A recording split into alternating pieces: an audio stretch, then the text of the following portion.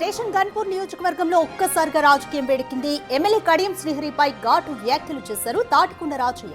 MLA అనర్హత అంశంపై assembly speaker గడువు దగ్గర పడుతున్న కొద్దీ రెచ్చిపోయి మాట్లాడుతున్నారు. రాజకీయ విమర్శలు మారి వ్యక్తిగత దూషణలకు పాల్పడుతున్నారు రాజయ్య.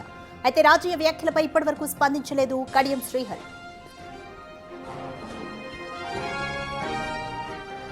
బీఆర్ఎస్ నేత రాజయ్య ఎమ్మెల్యే కడియం శ్రీహరిపై తీవ్ర వ్యాఖ్యలు చేశారు.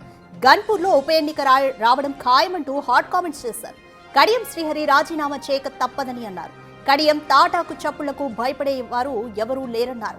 కడియంను పర్వతగిరికి తరిమి కొడతామంటూ హెచ్చరించారు. ఈ వ్యాఖ్యలు స్థానిక రాజకీయాల్లో తీవ్ర కలకలం సృష్టించాయి.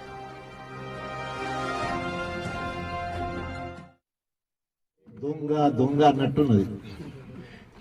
ఓడగొట్టాలనుకున్నది కాంగ్రెస్ వాళ్ళు కడియం శ్రేణిని గెలిపించింది.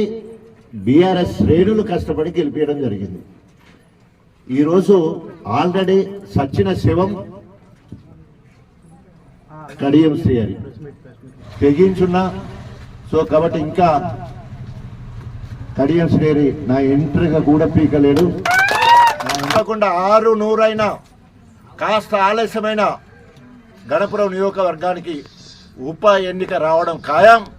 గణపురం నుంచి కడియం శ్రీహరిని డిపాజిట్ రాకుండా పర్వతగిరికి తరిమి కొడతామని హెచ్చరిస్తూ తినబోతూ రుచెందుకు తప్పకుండా సచ్చుకుంటా కడియం శ్రీహరి రాజీనామా చేసి తీరుతాడు.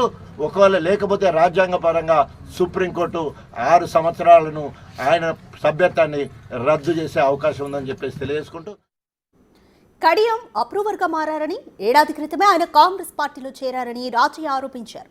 కానీ ఆయన ఇప్పటికీ బీఆర్ఎస్ పార్టీ ఎమ్మెల్యేగా కొనసాగుతున్నారని, ఇది అనైతికమని అన్నారు. కాంగ్రెస్ కార్యకర్తలు కూడా కడియం శ్రీహరిని రాజీనామా చేయమని డిమాండ్ చేస్తున్నప్పటికీ ఆయన పట్టించుకోవడం లేదని ఫైర్ అయ్యారు.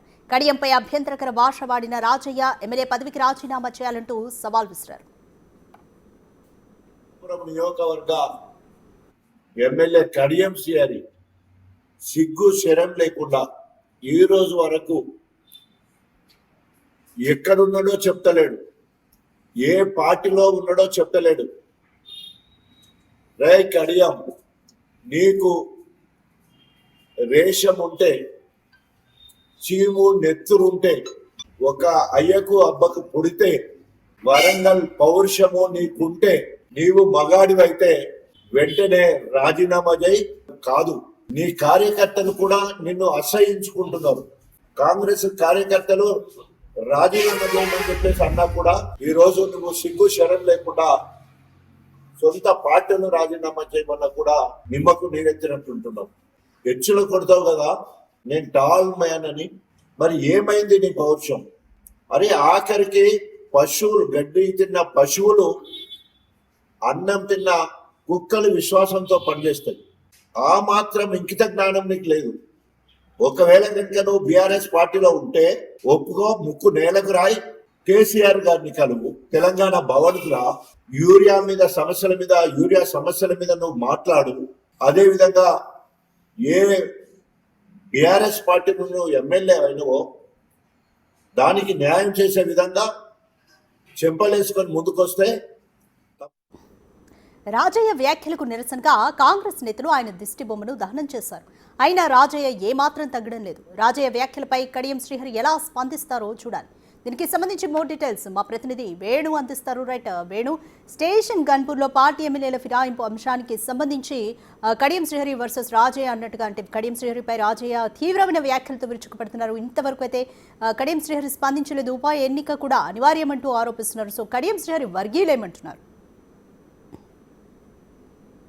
గత కొద్ది రోజుల నుంచి కూడా ఉప ఎన్నిక తప్పదని చేసినటువంటి రాజయ్య కామెంట్స్ తో కొంత పొలిటికల్ గానే తన కామెంట్స్ ఉన్నాయి. దాంతో పాటుగా తన టికెట్ ను కాదని అసెంబ్లీ ఎన్నికల ముందు కడియం శ్రీహరి తన టికెట్ ను తీసుకెళ్లాడనేటువంటి కొంత వ్యక్తిగత కోపంతో కూడా కొంత దూషణ చేశాడు. కానీ గత 10 రోజుల నుంచి చూసుకుంటే స్టేషన్ గన్పూర్ నియోజకవర్గంలో పాదయాత్ర పేరుతో ప్రజల లోపలికి వెళ్తూ తిరిగి బీఆర్ఎస్ పార్టీ నుంచి టికెట్ తెచ్చుకుంటాను, ఉప ఎన్నికల్లో గెలుస్తానని చెప్పుకుంటున్నటువంటి రాజయ్య వ్యక్తిగత దూషణలు తిరిగి దాదాపు 3 రోజుల నుంచి కూడా వివాదాస్పద వ్యాఖ్యలు చేసినప్పుడు ఈ వ్యాఖ్యల దుమారంతో ఓవైపు కడియం శ్రీహరి అనుచరులు అయితే నిన్న అటు స్టేషన్ గన్పూర్ నియోజకవర్గ కేంద్రం లోపల ఎస్టీ కాలనీ నుండి ర్యాలీ నిర్వహించి అటు తాటికొండ రాజయ్య శవయాత్ర చేశారు, తన దిష్టి బొమ్మను దగ్ధం చేశారు. సో దీంతో మరోసారి రెచ్చిపోయినటువంటి తాటికొండ రాజయ్య మళ్ళీ తాను కడియం శ్రీహరిపై వ్యక్తిగత దూషణలు చేస్తూ తనను కామాంధుడంటూ తనకు మొగతనం లేదంటూ ఒక పర్సనల్ గా అటాక్ చేస్తూ మరొకసారి వివాదాస్పదమైనటువంటి వ్యాఖ్యలు చేశారు. సో దీంతో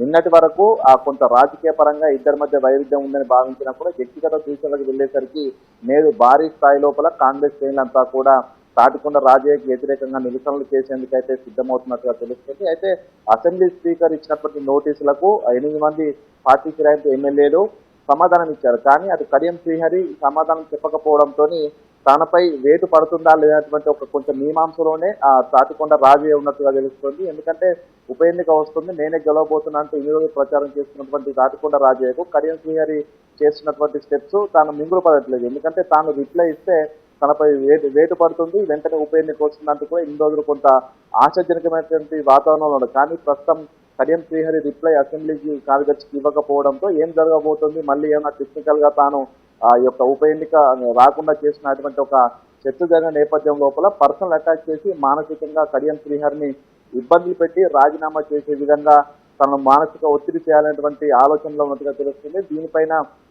కడియం శ్రీహరి గత 3 రోజుల క్రితం మొదటిసారిగా తనను వ్యక్తిగతంగా అటాక్ చేసి మాట్లాడిన తర్వాత శ్రేణులతో సంయమనం పాటించాలంటూ కడియం శ్రీహరి తన అనుచరులకు శ్రేణులను కోరారు. కానీ నిన్న తాను వ్యక్తిగతంగా చేసినటువంటి వ్యాఖ్యలను జీర్ణించుకోలేని తన అనుచరులంతా కూడా శివయాత్ర నిర్వహించారు. అయితే దీనికి కౌంటర్ గా మరోసారి తాటికొండ రాజయ్య తీవ్రమైన పదజాలంతో ఉపయోగిస్తూ మళ్ళీ వ్యాఖ్యలు చేయడంతో నేడు కాంగ్రెస్ శ్రేణులంతా కూడా కడియం శ్రీహరి వద్దకు వెళ్లి కార్యాచరణ గురించి మాట్లాడే అవకాశం అయితే కనిపిస్తోంది. అయితే తనను ఈ విధంగా వదిలిపెట్టే పూర్తిగా నియోజకవర్గ వ్యాప్తంగా కడియం శ్రీహరిని కించపరుస్తూ మాట్లాడుతూ కూడా కాంగ్రెస్ శ్రేణులను కొంత నైరాశ్యానికి గురి చేస్తున్నాడు. తనపై క్రిమినల్ చర్యలు తీసుకునే విధంగా కానీ లేకుంటే నియోజకవర్గం లోపల నిరసనల రూపంలో కానీ వెళ్ళకపోతే పూర్తిగా కడియం శ్రీహరి ఇమేజ్ అంతా పడిపోతుందంటూ కూడా ఆయన అనుచరులు అయితే కొంత బాధపడుతున్న పరిస్థితి. దీనిపై కడియం శ్రీహరి ఇన్నాళ్ళు మౌనంగా ఉన్నా కూడా ప్రస్తుతము తాటికొండ రాజే దోస్ పెంచి మరీ వ్యక్తిగత దూషణలు దిగుతుండడంతో ఇప్పుడైనా కూడా తనకు కౌంటర్ గా ఇంకా చర్యలు లేకపోతే పూర్తిగా కడియం శ్రీహరి ఇమేజే కాదు పూర్తిగా రాజకీయంగా కూడా తన పలుకుబడి తగ్గుతున్నటువంటి ఒక వర్షన్ అయితే వినిపిస్తుంది. సో ఈ రోజున కడియం శ్రీహరితో తన ముఖ్య అనుచరులు భేటీ అనంతరము ఒకవేళ తనపై పిటిషన్ ఇచ్చి క్రిమినల్ కేసులు వెళ్లే విధంగా చర్యలు తీసుకుంటారా లేకుంటే రాజకీయ పరంగానే ఎదుర్కొంటారంటూ కడియం శ్రీహరి శ్రేణులను ఉద్యోగిస్తారని కూడా ఈ రోజున చూడాల్సిన పరిస్థితి అయింది. Right, thank you Venu.